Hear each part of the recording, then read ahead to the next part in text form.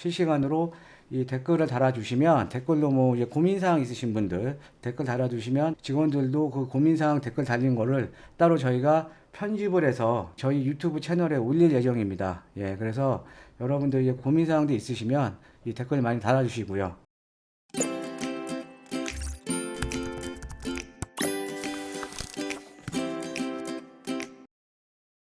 안녕하십니까. 드림부동산 투자연구소 남태훈 본부장입니다.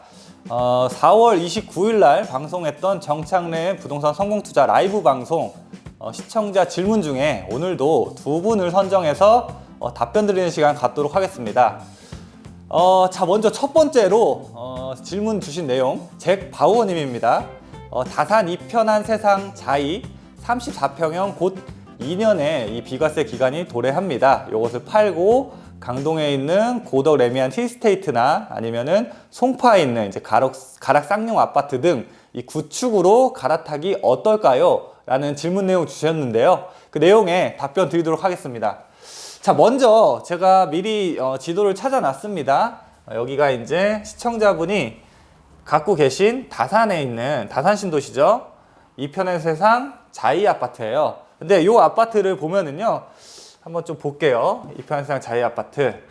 자, 아파트가 연식이 굉장히 젊습니다. 2018년도 7월에 준공됐기 때문에 이제 약 횟수로는 3년 차네요.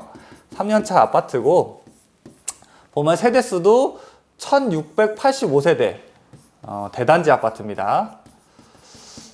요 정도 세대를 구성하고 있는 아파트 단지라고 보시면 돼요. 사실 이 다산 신도시 같은 경우에는 전체적으로 최초 분양했을 때에 비해서 분양 가격, 이게 현재 가격이 굉장히 많이 올랐어요. 그러니까 사실 전체적으로 좀 이익을 많이 보신 그런 편이라고 볼 수가 있는데, 일단 결론부터 말씀드리면은 저는 이 아파트 갈아타기를 하시라고 말씀을 드리고 싶어요. 비과세를 받고 갈아타기를 하시라. 자, 그 이유를 설명드려 보면, 자, 일단 여기가 지금 남양주 이제 제2기 신도시죠. 남양주가 보면은 전체적으로 여기가 이제 진건지구고 아래쪽에 이제 지금지구하고 이렇게 두 개의 이 신도시로 나누어져 있는 전체 다산 신도시입니다.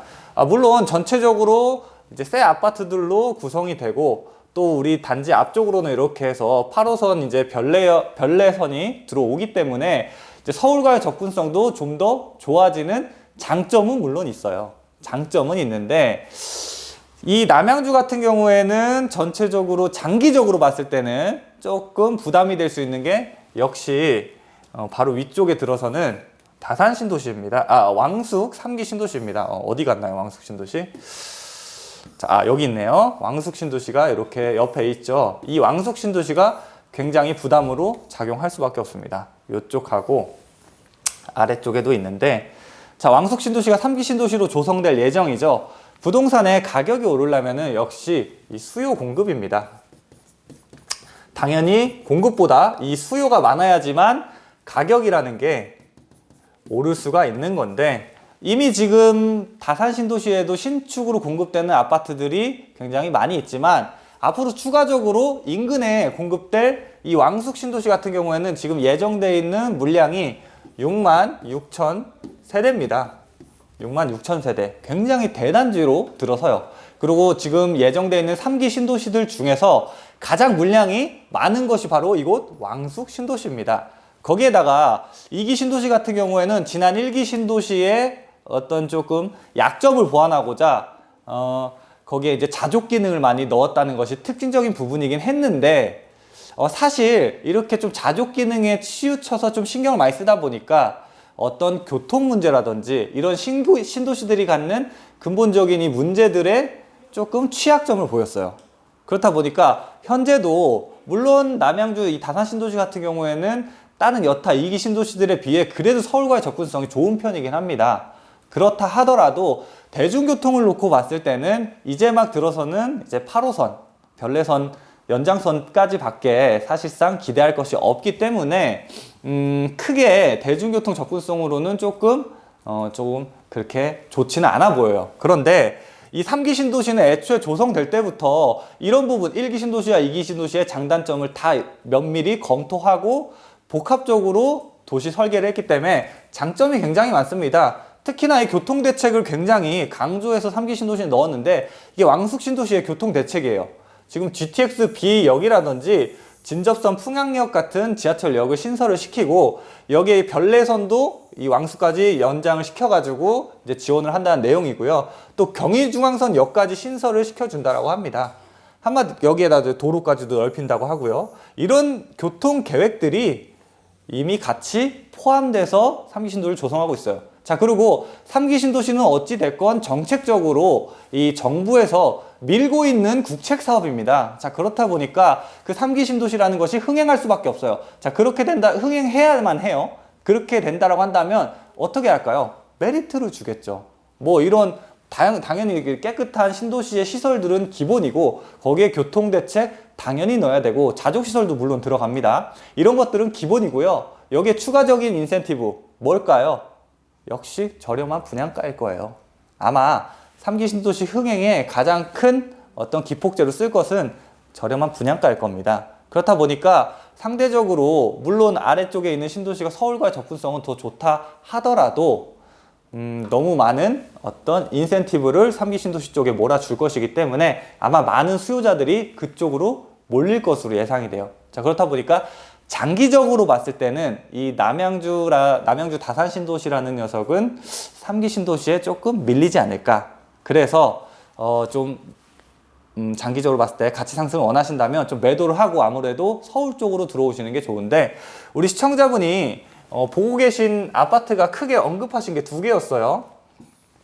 자, 하나는 이 고덕동에 있는 이제 레미안 힐스테이트죠. 단지가 크다 보니까 이렇게 크게도 보이네요. 레미안 힐스테이트 하나는 이제 송파구에 있는 이제 쌍용 아파트를 언급하셨는데 사실 송파구에는 쌍용 아파트라고 하면 굉장히 많습니다. 근데 아마 가장 단지가 큰 이제 가락 쌍용 1단지를 언급하신 것 같아요.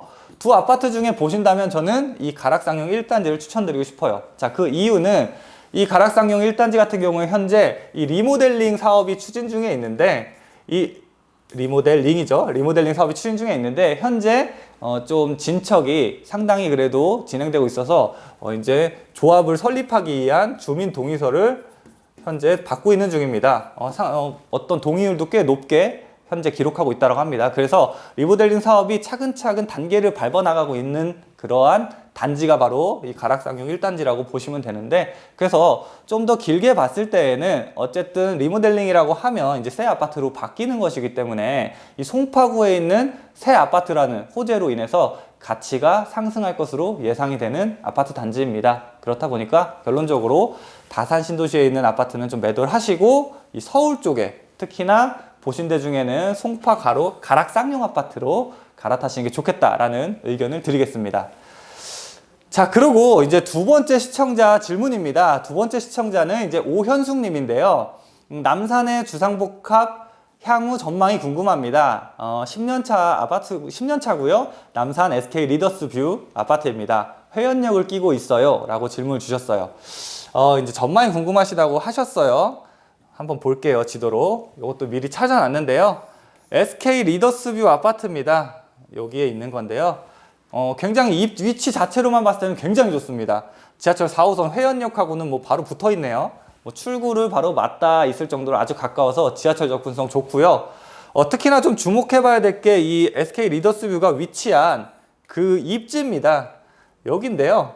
보면은 여기 숭례문 보이죠? 이쪽이 이제 전체적으로 여기죠. 여기가 명동이고요. 여기가 명동이고 바로 앞에는 이제 남대문 시장입니다. 그리고 한정거장 건너면 역시 이쪽에는 서울역이 있죠. 여기에다가 위쪽으로는 바로 이제 위쪽으로 해가지고 이제 시청하고 이제 광화문 업무지구가 이제 형성되어 있는 그 위치에 있는 것이 바로 이 SK 리더스뷰 아파트입니다. 그래서 입지 자체는 굉장히 좋아요. 위치는. 자, 그런데 이 아파트가 이렇게 입지적인 장점은 갖고 있지만 또한 약점 또한 같이 갖고 있어요. 일단 보면은 어떤 점이 있냐면 자, 보면은 이 아파트가 지금 시청자분이 질문하신 거에서 몇 평형을 보유하고 계신지 평수는 언급을 안 하셨는데 전체적으로 이렇게 봤을 때 40평대부터 92평까지 평수가 전체적으로 큽니다.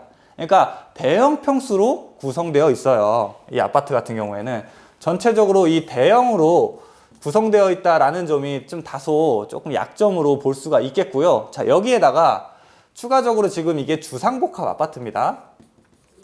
이 주상복합은 과거 한 10년 정도 전인가요? 그때는 굉장히 유행했었어요. 대표적인 게 강남에 있는 타워팰리스였죠. 이제 아파트 가격을 선도하는 그런 아파트였는데 최근 들어서는 주상복합의 인기가 시들해지고 있습니다. 왜냐하면 주상복합 역시도 그 장단점이 아주 극명하기 때문이에요. 이 주상복합의 일단 장점을 먼저 꼽으면은 장점은 굉장히 편의성이 높죠. 자, 왜냐하면은 위에는 거주할 수 있는 거주 공간이 있고 아래쪽으로 그냥 엘리베이터만 바로 타고 내려가면 아래층에 이제 어떤 생활 편의시설들이 모두 모여 있어요. 뭐 마트라든지 상점이나 이런 거 다 있어요, 아래쪽에. 그렇다 보니까 이 편의성이 좋다라는 장점을 갖고 있습니다. 자, 그런데 반면에 단점을 꼽자면요, 주상복합이 최근에 조금 선호도가 떨어진 이유 중에 가장 큰 건데, 이 주상복합이라는 녀석은 이제 고밀도로 올린다는 얘기는 이제 고층으로, 좁은 면적의 고층으로 올린다는 얘기예요. 그렇게 올리다 보니까는 일단은 이제 그 면적당 좀 인구 밀도가 굉장히 높겠죠. 주택의 밀도가 높기 때문에 약간 답답함이 있어요. 그리고 여기에다 추가적으로 결정적인 부분인데, 녹지가 없습니다. 절대적으로 녹지가. 자, 최근에 녹지가 굉장히 아파트 단지들 중에 강조되고 있는데, 가장 최근에 지었던 신축 같은 거 대단지 한번 예를 들어보면 송파에 있는 헬리오시티 같은 거 한번 생각해 보시면, 헬리오시티는요 그 1층에 도로가 없어요. 1층에 다 그냥 녹지 공간으로 조성되어 있고, 거기에는 주민 커뮤니티 시설이 뭐 도서관부터 해가지고 카페, 아니면 무슨 헬스장은 기본이고요, 뭐 수영장, 뭐 찜질방, 게스트하우스까지 다양한 어떤 커뮤니티 시설들이 들어가요. 그게 이게 기본적으로 아파트가 지어지는 그 땅이 넓기 때문에 상대적으로 좀 쾌적하게 동간거리도 넓고, 거기에 부가적인 커뮤니티 시설도 잘 들어가는 장점이 있어요. 거기에다 안전하죠. 왜? 1층에는 차가 안 다니니까. 최근에 그 아파트 단지 내에서 아이들이 좀 교통사고로 이렇게 안타까운 일을 당하는 케이스들이 많이 우리가 뉴스에서 접하고 있기 때문에, 그런 부분도 최근에 아파트를 구입할 때 많이 신경 쓰는 부분이란 말이죠. 그래서 이런 점들이 조금 약점으로 지적되기 때문에, 어쨌든 최근 부동산 시장을 이끌어 나가는 트렌드에서 이 주상복합은 어울리지는 않습니다. 자, 그래서 제가 결론을 좀 내드리면은, 일단 입지적인 장점을 갖고 있기 때문에 가격이 막 하락하지는 않아요. 자, 그런데 이게 뭐 가치 상승, 그러니까 우리가 흔히 생각하는 뭐 이제 아파트들이 가치가 상승하는 것처럼 가치가 상승할 수 있겠냐? 그거는 다소 어렵다고 봅니다. 일단 대형에다가 이 주상복합이 갖는 이런 약점들 때문에 이런 약점들이 장점보다는 좀 더 많이 부각되는 것이 최근에 이 주상복합 아파트예요. 그래서 가치 상승폭은 기대에만은 미치지 못할 수 있겠다. 그래서 조금 더 가치 상승을 많이 원하신다면 평수를 줄여서 조금 신축급의 좀 단지가 큰, 이런 요즘에 부동산 시장을 이끌어 나가고 있는 이런 아파트들로 좀 갈아타기 하시는 게 좋겠다라는 의견을 드리겠습니다. 자, 오늘 선정한 시청자 질문 두 가지에 대한 답변 드렸고요. 또 다음 주 수요일에도 바로 이제 내일이네요. 5월 6일 수요일에도 정착내 부동산 성공투자 라이브 방송이 시작됩니다. 많이 시청해 주시고요. 또 질문도 많이 올려주시기 바랍니다. 가급적이면은 구체적으로 질문을 해주셔야 저희가 답변 드리기도 더 구체적으로 답변 드릴 수 있고 자세하게 답변 드릴 수 있으니까, 이런 부분은 참고하셔서 질문해 주시면 감사하겠습니다.